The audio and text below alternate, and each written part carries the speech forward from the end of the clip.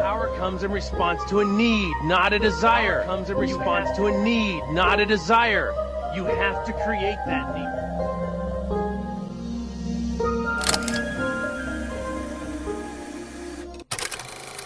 What's going on, everybody? This is your boy G coming back to you from the 432, and in this video I'd really like to rewind back and talk to you about Goku vs. Oob, a fight that took place at the 28th World Martial Arts Tournament, aka the End of Z. Because if you saw my last video, I told everybody that I would be breaking down the fight and dive deeper into Oob's character, because I strongly believe Oob is more powerful than what Dragon Ball fans give him credit for. I strongly believe he forced Goku into using his Ultra Instinct technique. But really quick, before I begin, please be sure to hit that like, share, and subscribe button so you do not miss out on future Dragon Ball content. Your support means a lot. It will also help this video reach more Dragon Ball fans like you. So thank you, and I really hope you enjoy the rest of this video. Long live Dragon Ball, everybody. But first things first, just who exactly is Oob and where did he come from? Well, for starters, Oob is a 10-year-old boy who warm-heartedly signed up for the 28th World Martial Arts Tournament in order to win the prize money and buy food for his village. But if you rewind back 10 years to the Buu Saga, you will see that just before Goku launched the Universal Spirit Bomb at Kid Buu, Goku tells Kid Buu that hopefully one day he can come back as a better person, and if he did, then Goku would be waiting for him. Maybe you'll come back someday, as a better person, I hope. I'd like that. Perhaps we'll have a little one-on-one. I'll be waiting for you, Majin Buu! In which this case we fast forward 10 years later into the End of Z, where we find out that Kid Buu really did come back, but he came back reincarnated into the pure-hearted Earthling, Oob, who completely has zero idea of who he was in his past life as Majin Buu. Which is very interesting because this should remind you of Kid Goku from the original Dragon Ball series. I strongly believe Goku saw himself in Oob at the 28th World Martial Arts Tournament. Just think about this for a second.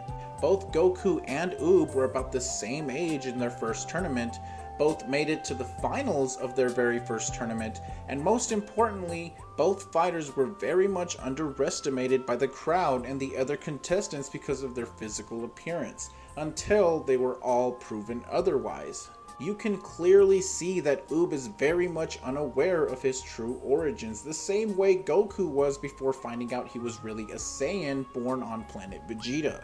It's the perfect teacher-student duo, ladies and gentlemen. This was great storytelling by the legend Akira Toriyama. May God rest that man's soul, and I pray that Toyotaro doesn't fumble the idea of Oob, because he is the perfect candidate for being the next Kid Goku, the next protector of Earth. I even have a couple of videos that talk a little bit more about this topic. The links will be down below if you guys want to check those out. But moving on to the actual fight between Son Goku and Kid Oob.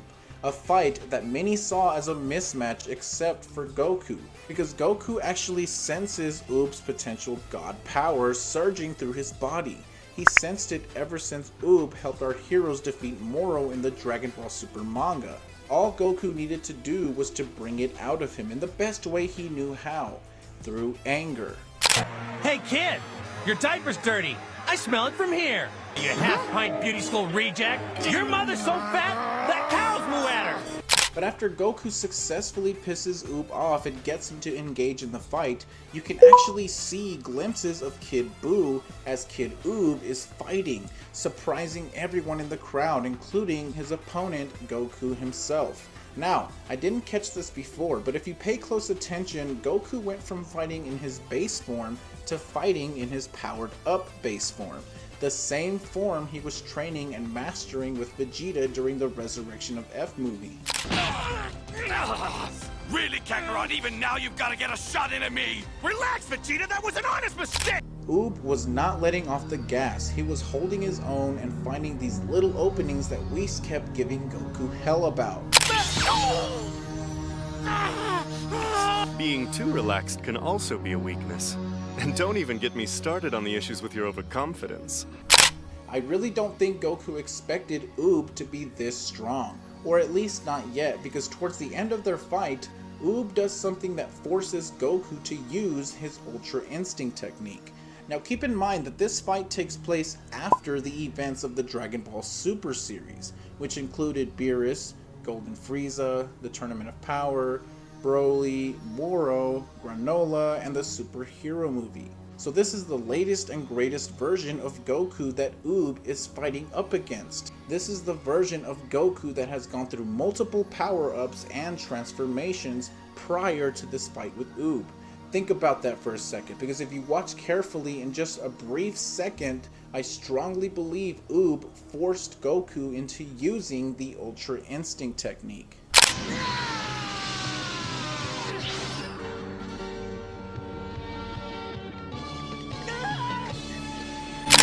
In the moment Oob exploded with anger, he sent pieces of the arena flying hard and fast along with Goku.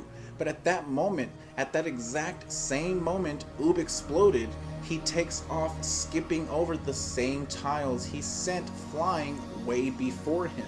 It reminded me of when Goku used Ultra Instinct against Kefla in the Tournament of Power. Oob was about to give Goku his best shot. I mean, Goku never sees Oob coming. Then suddenly, a familiar thing happened. A familiar thing happened at the last second. The last freaking millisecond. Goku's body reacted on its own. It happened almost the exact same way when Goku fought Jiren in the Tournament of Power, just before Jiren was about to deliver his blow and knock Goku out of the ring. Meaning, Goku was forced to use his Ultra Instinct technique against Oob, a boy, an Earthling, the pure-hearted reincarnation of the evil Majin Buu. Now people are going to swear up and down that it was because Goku was much faster, more experienced, he used the after image technique, instant transmission. No, not exactly.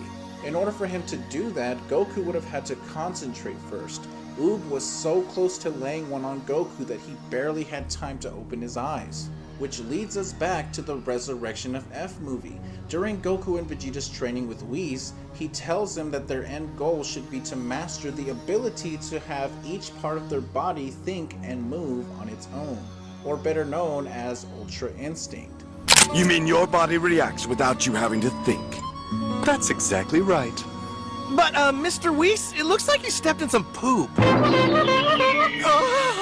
But that concludes this video, folks. I really hope you have a better understanding of who Oob is and why this fight even happened in the first place. So a big thank you, and if you're new to this channel, please be sure to hit that like, share, and subscribe button so you do not miss out on the next Dragon Ball video. Until then, peace, love, and hair grease, my friends. This your boy G. I'm out.